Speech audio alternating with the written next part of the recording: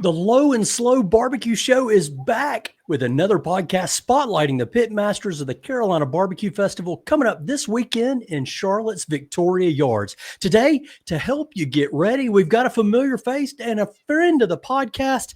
I think he's been our most frequent guest, and we're excited to have him back because he's always on the gas, no breaks, all over the state of North Carolina. Listen up, Master Blend Nation.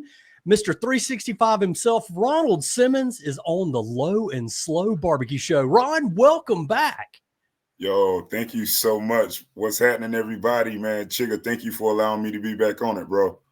Yeah, and we're excited to talk to you about some of the really cool stuff you've had going on lately.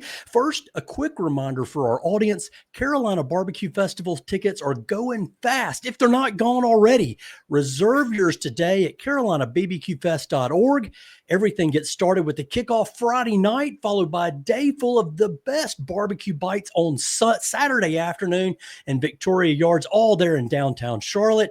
And of course, you can hear interviews with pitmasters participating in this year's festival at lowslowbbqshow.com. That's where you can also subscribe to our growing newsletter. Do that. We'll send barbecue news direct to your email inbox on Tuesday mornings. You might even see our buddy Ron Simmons in there as he continues to do great things with Master Blend Farms and the North Carolina Department of Agriculture. And with that said, Ronald, what's new with Master Blend Farms? What's going on? Hey, bro, everything new is 2025. We coming out there bigger and better than we ever have been. We've dived into some cool projects on the schedule for the North Carolina Department of Agriculture. We just did a cool episode on a podcast with my dude, Ross. So he was one of the NASCAR drivers. So that was wicked. Bro, it's been bananas, man. Full throttle over here. Yeah, that's awesome. Full Throttle is a perfect segue. I want to talk to you about Ross Chastain and the Ag to Asphalt Spotlight and Like a Farmer. So, if folks haven't seen that segment, I have seen it. But why don't you tell everybody a little bit about what's involved, what y'all do, and what's happening with that? So on that project, basically, we were trying to take extraordinary individuals such as Ross. So he has a career in NASCAR, been rocking out, won a championship in 2018. My dude is like doing great things for the brand. Shout out to Georgia Boots. And literally with that, it was an opportunity to sit down and showcase what we do at Master Blend, what we're the most proud of, which is serving our customer base, right? And spotlighting North Carolina. So it was great. They actually came out. He fed some of the pigs, got dirty. And then we cleaned up a little bit and enjoyed some barbecue, man. So it was wicked, man. Yeah, very cool. So how did you get it connected with Ross and Ag to Asphalt? So the relationship I have with Kubota has stemmed across, several years now. In the past, we thought that it would just be a one and done, but, we've earned the trust of that brand, and we've been able to build out a great career, a great network. And so, we're always looking at new ways, new ideas to be able to highlight the industry of agriculture. In Ross's case, he's a watermelon farmer. So like that's the history in his background. And it's beautiful to see how he's celebratory when he'll take a watermelon. He does great on the track and he'll just bust it on the track. Like, yeah. So it was great with Kubota, the marketing team over there with Ross. And then shout out to the team out there in Charlotte, man. They rocking out real nice for us.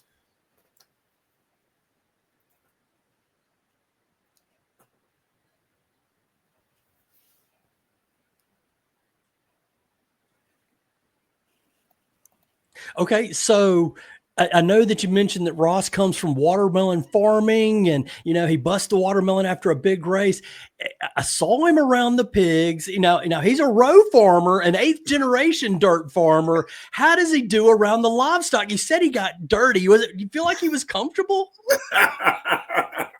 So I was, whenever we dived into the segment, I was like, bro, I really don't want you to get dirty, man. I swear to it. And then the other thing was, so with Georgia Boots sending over a token of appreciation, I told him, I warned him, I said, bro, please don't let me get these boots dirty, man, because I want to wear them in the office. He was like, nah.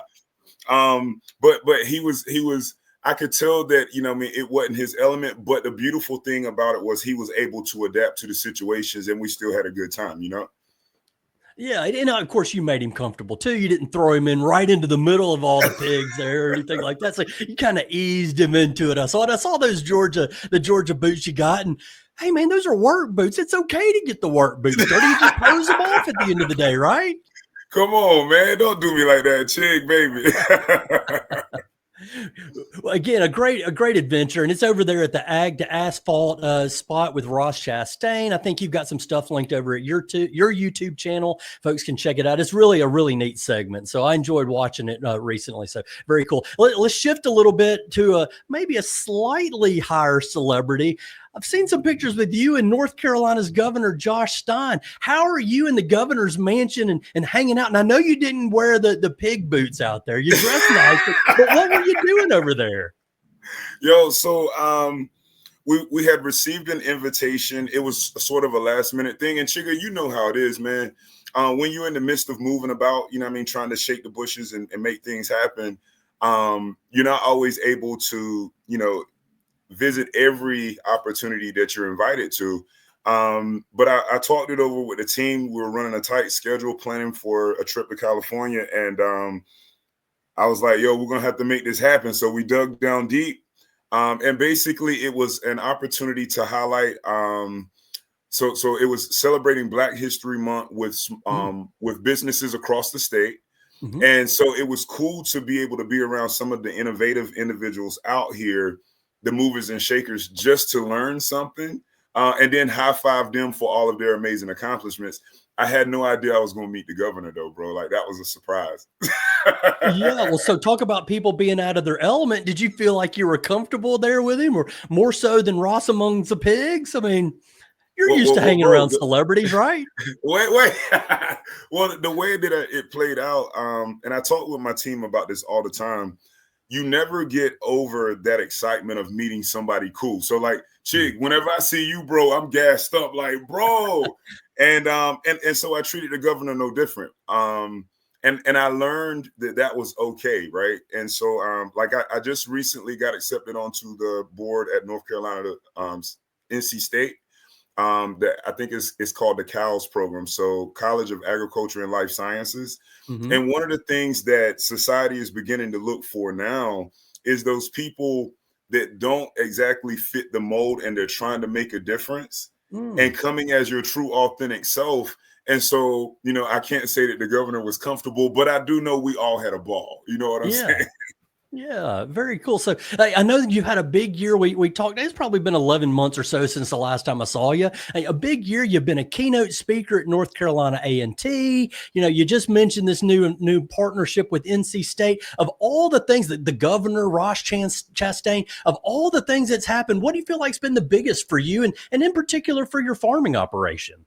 So keeping it a buck with you, of all the awesome things that I've had a chance to work on and be associated with, I'll definitely say that, you know, the relationship with Ross and with Kubota was probably the highlight. A close second was a project I had to work on with an organization out of Louisiana. In regards to that project, I had a chance to meet the North Carolina Exporter of the Year. And Now, Chig, you know, understand, man, when it comes to the zeros, right? We're always figuring out a way, or we're always hoping to figure out a way to stretch those zeros, make the biggest impact. And then, you know, I mean, to a degree, actually show the next generation how to do it, right? And that's like literally that's why I do what I do.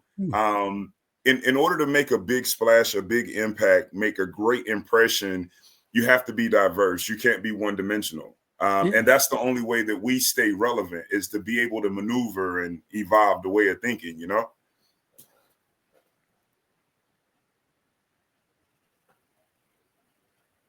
Cool. Very cool. So I know that you also, and you mentioned this in your interview there with Ross, you've taken on a more of a role with the North Carolina Department of Agriculture. And I see you with Superman Jack Nails out in the world, kind of visiting all these places. Tell me what you're doing with the NCDA and how that fits into your overall message. Like you said, kind of bringing up that next generation of hopefully agri producers out there.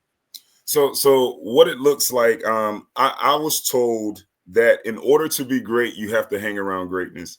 Yeah. As I had mentioned last year, when I first had the opportunity to meet Jack Nels in 2015, it blew my mind, right? It was a great opportunity to sit down with like large grocery stores and see what it would take to actually supply our product to that customer base.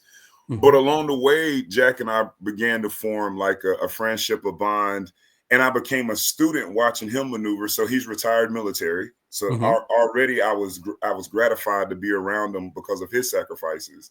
But then when it comes to the terminology of marketing specialist, Jack takes that to the next level, right? There's this thing about if you want to be successful, you almost have to be obsessed with what it is that you're pursuing. And Jack fits that definition. Right when I think I'm in my zone, Jack will come at me and be like, "Hey, I want you to do this though. See what'll happen if you do this." And it's like it's a challenge because it's something new. It's a learning curve. But then it turns out to be like a huge project, big splash. We get a lot of feedback on it. And so basically what I try to do now is just multiply that. You know what I'm saying? Like just continue to grow that reach, man. So Jack is a great guy, but with my role, so I work with the multimedia marketing team. So I'm a videographer, and I pretty much manage the content that's coming out. I have a great opportunity to work with public affairs, and they're basically the police when it comes to all of the content coming through the channels. I love the relationship with them. They have an awesome team. And like I said, I think it's very cool to have somebody like Jack with me. So we do our adventures, but in the same sense, he's also a mentor so I can continue to learn. Yeah, very cool. And I see him out in the world, and I do a little bit of some similar stuff in marketing life. I don't have the videography skills that you do. And man, it really looks great. You're super talented at doing that kind of stuff. All the stuff you put out and I know it takes a lot of work. You don't just do that overnight. So congratulations to you. But I see Jack and we follow a lot of the same people, and I see him taking on some of these new people and learning all along. And it's cool to kind of watch him continue to grow and learn. And I'm sure he's passing that on. And I like to pick up stuff from him as well. So very cool that you've got that relationship. And I've probably gotten a little bit ahead of ourselves with all the new stuff going on at Master Blend Farms. Let's take a step back and maybe remind everybody about what your farming operation is. What is Master Blend Farms? And tell us a little bit about the size and the scale and who you're serving there in Kenansville. So Master Blend Family Farms is a small pork operation located in Duplin County in Kenansville, North Carolina. The cool thing is the dynamics of our company has changed so much, and it's like none of it we could have ever predicted. So we started out as a simple operation handling the livestock, and then somewhere along the way we started adding on the logistical perspective of everything and distributing the product. And then from there, the idea became, okay, how do we grow the consumption of what it is that we produce? And so then we added the food truck to the operation. Okay. And now here it is that we're diving onto the scene. Like right now we're talking about the Carolina BBQ Festival. So we basically tried to bring that full circle. We have about 40 production sows.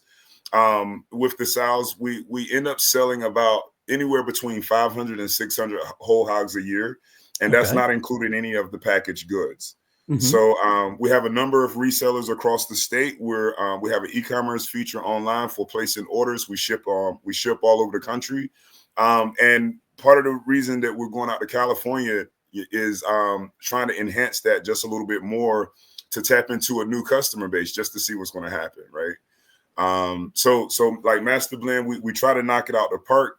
I firmly believe in highlighting those that contribute in the industry of agriculture. It doesn't matter who you are, where you're from, what carbon footprint, you know what I mean? At the end of the day, it's like every bit matters, especially when you look at the specs on where the industry is today and where it once was, right? So, that's a little bit about what we do. But of course, we're always adding to the list. Yeah. How many folks do you have working for you? At this point, we have 12. We have one gentleman that is a retired military. So he's my delivery driver. And then we also have one other gentleman. He works on the Air Force Base in Jacksonville, right? So he's an electrician. So he helps us part-time. But I mean, as I've always said, and I firmly believe in giving the credit to the team, we would not be where we are today without all of the sacrifices that they have made. You know what I mean? And, I look forward to the continued success, and I try to always express my gratitude to them. Yeah, very cool. And I know that what you're doing there is pasture raised, and you kind of mentioned traditional hog farming. You think about the hog pools and the big houses and the big industrial operation, but what you guys are doing is a whole lot different. And how do you feel like that has a result on the end product that you're putting out into the marketplace? So what I keep in mind with that is, we're operating with minimal stress. We're trying to minimize the impact that we make on the ecosystem. We're not running into a large concentration of waste and how to try to change it into a fossil fuel, anything like that. But like overall, the quality, the customers tell me that they can taste the difference. There's a lot of things that I'll be honest, when I was growing up, I didn't eat, you know what I mean? And now I try it because I have a crazy imagination. So like the tomahawk pork chops, 2.5 inches thick.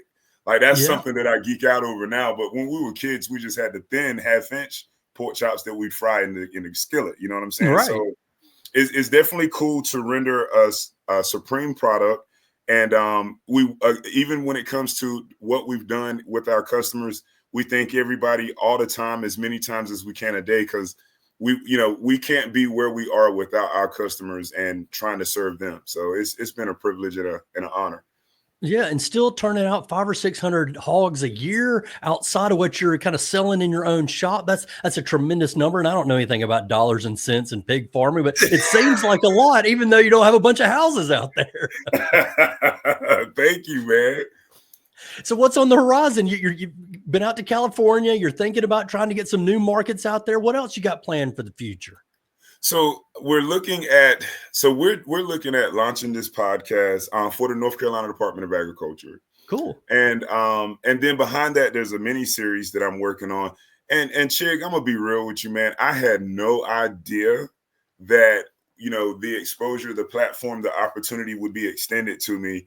And then on the flip side of that, we're looking at the schedule for like the cooking season. So like everything that's about to happen with all of these events. You're talking about the Carolina BBQ Festival. We have a relationship in Pinehurst. And I mean, man, like we never can tell from one year to the next what's going to happen because so many cool ideas are constantly being generated in so many different circles, right? So I do know that we're working on something big with Bass Pro Shop. So just stay tuned in for that. Just stay tuned in for that. Yeah. And very cool. Everything's gonna be hot, bro. Everything's gonna be hot. Yeah, well, that's exciting news, and definitely we'll follow you guys on your YouTube and on your Instagram. I love to check you out there on Instagram at Master Blend Family Farms. You've always got something going on there. Very cool. And some of the events that you've got coming up, we've talked about it, the Carolina BBQ Festival. So tell me what you're bringing. That's the big question on everybody's mind. And last year, man, you had all the things. What are you bringing this year? Yo. So I was talking with Lou, man, because Lou, what I like about him, so he's already planning everything out. We're right around the corner from it now. We were probably talking like 4 or 5 months ago about the menu items, the proteins, right? And Lou said the same thing. He was like, "Yo, bro, so you came in here last year, you just whipped it out off the cuff, man. Like, what's going on?" But I always said to Lou, we want to give the best representation of barbecue culture to those that attend, to the ticket holders, right? Because we're always trying to push that we appreciate them coming out to party with us, and we want them to have an experience. And so I was talking with Lou. He was like, "What do you want to do?" I said, "Bro, you just name it and we'll whip it up." And so we're going to bring some pulled pork nachos, man. It's going to be crazy, bro. Oh, yeah. And we're going to have the cheese drizzled on it. Look at We're going to have the cheese drizzled on it, man. It's going to be popping. We launched it last year at a concert that we did at the Moore County Airport. It went over real well. We also launched it again at Rockingham Motor Speedway last year. Yeah. And so we think we're going to bring that this year and just blow the doors off of it, man. Wow, that sounds fantastic. Well, I know Jake Wood from Lawrence Barbecue is going to bring his quesadilla tacos, get you some pulled pork nachos on the side, maybe some hash from City Limits and Robbie, and you know that Fort Grove will probably bring sausage. Man, it's so much I'm thinking about it. I'm getting hungry. It's just a couple days away.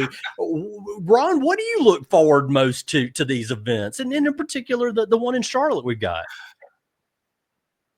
Bro, I'm gonna tell you, man, the best thing popping when it comes to the Carolina Barbecue Festival is the chemistry of the pit masters and the audience, man. But because the audience lets you know what they like, and then if you really impress them, you really come over the top.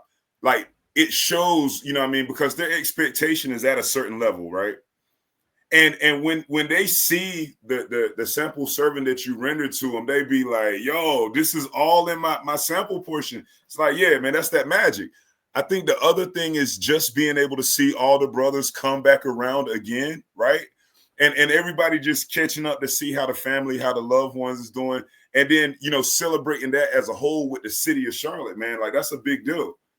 Really love it, Yeah. dude. Really love it. Yeah, for sure. And this year, again, for the second year, is part of the Charlotte Shout Festival, which is a couple of weeks of arts and entertainment, lots of sculptures and music going on around, because there's going to be some music at the festival as well. And I'm not surprised to mention you hanging out with all the other brothers and barbecue out there, because all the guys say the same thing. We love to go out and we see one another. We don't get to come to one another's restaurants. This gives them a chance to taste some of the bites. So who are you looking forward most to seeing? What bite do you want to try when you're there? Hey, bro, I have a list, man. We're going to do this just like last year. I have a list.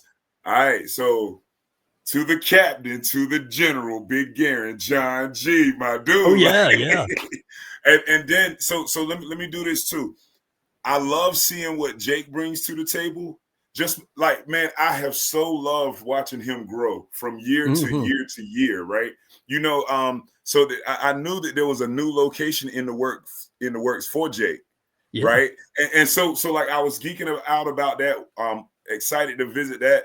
And then Lou, like, man, so like, hey, Chigga, we're gonna be real right quick. So every time I see Lou, I'm like, yo, Lou, you behaving yourself, man. He's like, man, you know I'm behaving, man.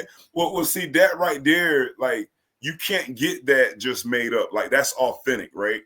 And it's like, so bringing them three guys together, my dude, Brian Furman, and bro, and I'm excited to see what Operation Barbecue Relief is going to do, just because I love seeing them guys and what they stand for, man. Next level. We had a chance to work with them over in the western part of the state during Hurricane Helene relief, and bro, like, yeah, top notch guys, man. So it's going to be crazy, man. You know it's going to be crazy. Yeah, definitely looking forward to it. Stan Hayes from Operation Barbecue Relief will be there. Just a couple of weeks ago, we had Scott Jarrett. He's our North Carolina area coordinator for Operation Barbecue Relief, and shared a lot of those relief stories from Hurricane Helene. And of course, this year's festival, you know, some of the proceeds will go towards Operation Barbecue Relief as well as Hungry Heroes.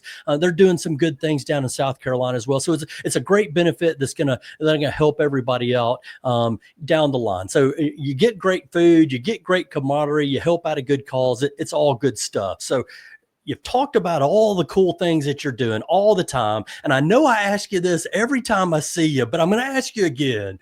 Do you ever sleep, Ron? How do you find time to do all this stuff? Yo, Chig. So the reality, man, and you know about this. All right, so we have kids, right? Mm-hmm. Okay, it's a grind to keep up with the kids. Okay? For sure. But I move like I move, so my kids be like, hey, my dad is rocking out. So if I'm doing it, they see that they can do it, right? You just heard me mention talking about California. So my daughter's getting ready to go to PA school. She's got 2 years over there. Mm-hmm. And I was like, I already want to go and hang out in California. I want to meet some of the pit masters from the Kingsford,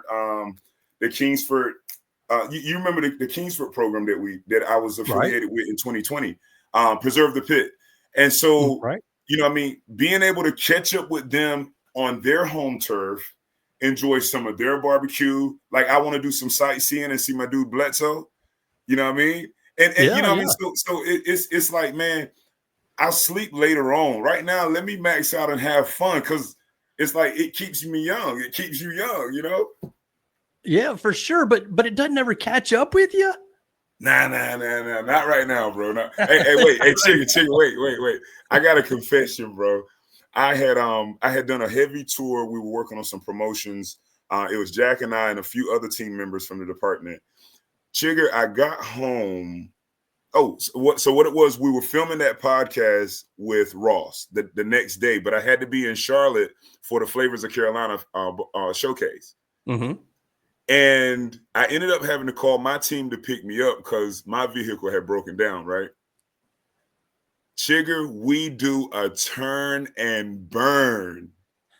And at the conclusion of the shoot, I sat down to eat a brisket sandwich, and I woke up and the brisket sandwich was watching me. And I was like, yo, okay, anytime my body is telling me that, yo, let me catch up on that rest, and then I can dig in.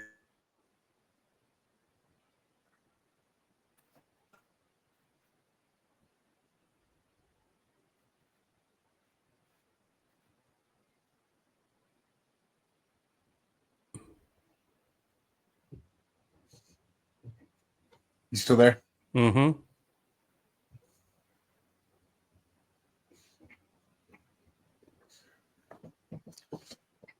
We'll give him just a minute. Do you have a cell by chance? I do. If I can find it. Oh, there you are. All right, sweet. Hey, do I need to do something? Are we good? We're good. Let's pick back up. Last question. Yep. No problem. So Ron, we talked a little bit about, why you do it, what keeps your fire burning. One last question. I'm going to put you on the spot. What about the boss lady? Don't she want to see you around some? Don't she ever get tired of you running all over the place? Yo, so the cool thing I think has been that now she's semi-retired, right? So I think now when we're on the road, we catch up on that sightseeing, the stuff we couldn't do when we were younger. Yeah. And that's what keeps the fire burning here. You know what I mean? Like we literally get to rock out and be kids again. A lot of you probably notice right now. So that poster in the background is the Avengers and the X-Men, right? You see that right there? Yep. So she's literally given me permission to deck out each room in the house with something that fits that room, right? Yeah. So like in this room, there's a whole bunch of Marvel figures all everywhere and posters. The next room is the office. I get to put a massive display that I want whenever we're working on stuff. And it's like, bro, it takes you back to being, 30 again or 25 because we didn't get to do it when we were that age. And I think it helps keep the magic rocking, There it is. But no, wait. But I wouldn't be where I am today without her. Yeah. It keeps the magic rocking. You wouldn't be where you are without her. And that, friends, is the final word from Mr. 365, Ronald Simmons from Master Blend Family Farms in Keenanville, North Carolina. Ron, thanks so much for joining the podcast again. Hey, bro, that's what we do. You behave yourself, Big Chigger, man. I will not do it. We've got too much barbecue to enjoy here up at the festival here in a couple of days. So looking forward to that. You've been listening to the Low and Slow Barbecue Show. If you like what you hear, give us a 5-star rating on your favorite podcast stream. Share our podcast with your friends and visit us at lowslowbbqshow.com. That's where you can subscribe to the newsletter. We'll send you all the latest barbecue news to your email inbox on Tuesdays. And hey, everybody, don't forget, we're now on YouTube, just like Ron and Master Blend Family Farms. You can see our conversation, see some shorts, and be on the lookout for some video from the festival. We're going to have plenty of it and some more surprises coming up on the Instagram feed for the Low and Slow Barbecue Show, as well as the Carolina BBQ Festival. So be sure and follow both of us on Instagram. Thanks very much to our production team at the Mesh.tv network of podcasts, especially Andrew Moose, the man behind the monitors. Thanks again to our guest, Ronald Simmons from Master Blend Family Farms. And most especially, thank you for listening. Remember, for the best barbecue and the best barbecue podcast, keep it low and slow.